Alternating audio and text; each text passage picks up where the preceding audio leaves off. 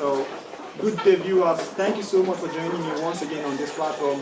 I apologize for not being around, but the chicken farming of a thing has really been weighing me down, so to say. I realized I do not have much information in the beginning, and those information that I do not, I didn't have with me, they really costed me a lot because I've lost so many beds due to lack of knowledge, and I hope to help you guys to prevent that from happening to your own stock whenever you do decide to start farming. So the purpose of today's episode is to tell you some of the things that I didn't know while starting that have really costed me on this farm, because I've lost from I think in the last two or 1 month I've lost more than 30 beds. It gets to a point that I come to the farm, I start picking. I pick up the dead ones.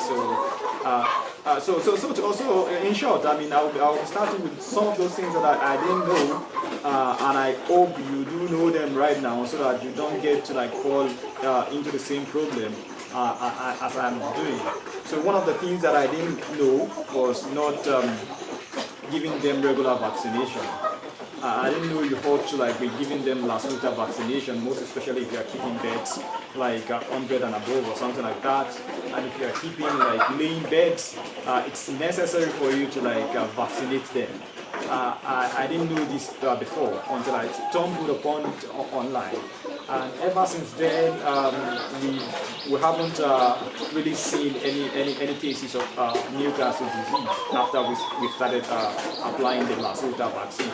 And not only that, it has improved our laying capacity. The beds, they lay more eggs since receiving this Lassa, but with one exception. Anytime we give them lots of antibiotics, probably we are experiencing some other symptoms, not Newcastle related, we tend to give them lots of antibiotics, and by doing this, we are causing some damages, so to say, to our beds. If you give lots of antibiotics, you tend to destroy their liver, and you tend to disrupt their laying pattern, because once you give antibiotics, there are some antibiotics that you give that take away the eggs. So it takes days or weeks for you to start for the beds to start laying again. So if you are starting out, you need to reduce out the number of days you apply antibiotics. I mean, sometimes you just let the beds heal naturally, not neglecting the fact that you need to speak with a veterinary doctor or an expert that probably can diagnose what is exactly wrong with the beds. But you don't just go you just don't wake up early in the morning, go to the pharmacy, buy antibiotics, apply antibiotics. It gets to a point. I mean, I think in humans too, that they do not react to the drugs again. So you are just applying the medication, but it doesn't have any effect to them, literally. So you don't give excess antibiotics. You need to be giving Lassa vaccine every single month. This I didn't know. I mean, when we were starting out, our beds, when we applied, I think Gomboro or something like that, in their early days, 7 days or something, we applied a vaccine like that, and we had a vaccine failure. So after receiving this failure, after experiencing this failure, we tend to be scared of applying vaccine. But I mean, there are no two ways about it. You just shouldn't allow fear to prevent you from doing the right thing. Vaccination is really, really important. I mean, after we've started with Lassa vaccine, we haven't really seen cases of Newcastle.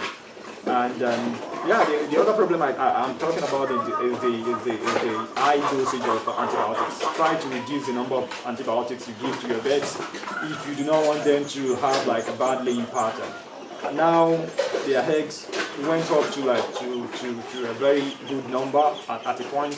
But since we finished one antibiotics today, we like for 5 days, and we started another 5 days because we fear we might lose all our remaining beds, and with this, the number of eggs started coming down. So try to like reduce that. I think I mentioned that enough. The other thing you need to do as a farmer that keeps laying beds is for you to like apply multivitamin. Like try to give them that for at least probably 5 days in a month. Try to give as much vitamin C if you have that within you. I mean, try to give them that. Vitamin C really essential. Vaccination really important. Do not misuse antibiotics. What other things have I learned? Doxygen, like a very wonderful antibiotics. If you are going to be applying anything, I mean, it's really effective. I don't know if you remember in one of my videos that I talked about experiencing death, and this has really weighed me down. It made me feel discouraged in a way. So after stumbling on this Doxygen 2020 of a thing, I gave it to the vets because we lost like probably 5 to 10 beds in that week. And after applying the Doxygen, even though some of them are not yet fully recuperated, we still have them around, and they are doing better. They eat more. They are more agile, more active. Even the birds that were not eating before applying this Doxygen, once we started giving them these antibiotics, all of them, like, of course, there are some of our birds, like we have like 2 of them. They don't eat. They just peck around. They just toil around, but like they don't really eat. If you give them whatever, I don't know what you give them that they will eat. But like after applying these antibiotics, they start eating. So for me now, if I'll be applying anything, it is Doxygen, and I'll be trying to give them that at least probably 3 days a month for like a preventive whatever, so as to like prevent some of the illnesses that can come, which antibiotics can probably prevent. But I would not, as of this time, give them antibiotics like how do I say it? Like non-stop, like I'm not going to like administer it uncontrollably or something like that, because before I just give it to them like 10 days, 15 days, like just trying to like prevent one problem or the other. But like for now, I try to prevent it, but like I use it a lot reasonably, probably 3 days, so as for a preventive motive. That is, those are some of the things that I found out. Doxygen really important, multivitamin really essential, vaccination very good, and try to our environment is not very conducive, and I know we have so many things to like to change, but this business requires lot of money that we do not have at the moment. Another thing that I failed to realize is I downplayed the significance of electricity in Nigeria. I didn't know it would go this bad. And like I built a solar, and it relies on electricity, right? And there's been no electricity for the past 5 days or like a week. So if you are trying to like come up with like an incubating farm or system like that, you need to like factor all those challenges that come along your way. One of which is the electricity issue. Other than the electricity, if I will be investing in an incubator again, I wouldn't be investing in a locally fabricated one. The reason being that some of the manufacturers do not even know what they are doing, right? And they can build something that at the end of the day wouldn't work for you. So you might think you are saving yourself from spending in the beginning, but like at the end of the day, you are actually losing out. So I think I mentioned this in some of my previous videos. I don't know, probably my last one. If you really want to invest in like kuroiler farming, you want to be hatching, incubating your own eggs. I mean, you don't really necessarily need to have like a 1,000 capacity incubator. You can start from 200, 100, 300. and probably someone that can work with like a mini solar, like a solar that doesn't really require you to spend a lot. So start with like an industry fabricated one, and try to get yourself like a solar. If you can get those two before thinking kuroiler, before thinking argent, I think you go a very long way, because definitely your kuroiler, if you do all what you needed to do, if you do them right, they are going to give you the eggs. Even we that we are not like doing the right thing, we are still having the eggs. I mean, the number of eggs we are receiving now is still okay, but like the only problem we are having is we don't have like a system that incubates these eggs efficiently. So if you really want to invest, don't invest in locally fabricated incubator. Buy original ones. If it's 200, if it's 100, try to get a solar alongside that. I mean, if you are hatching, let's say 200, 250 eggs in a bed in a month, it's something.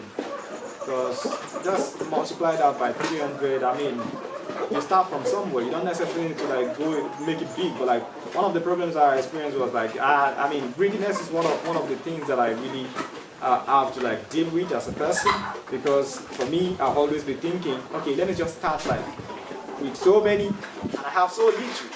And if you know you have so little, I mean, it's the steps, the process. I mean, you don't just wake up and start, or a child doesn't wake up a day and start walking. It's a gradual process. Like just start from somewhere. If it's 100, if it's 50, you can afford, just do something. So that's another thing that I've learned. We are working on a kerosene incubator now. We are trying to convert like the fabricated one to a kerosene incubator, whatever.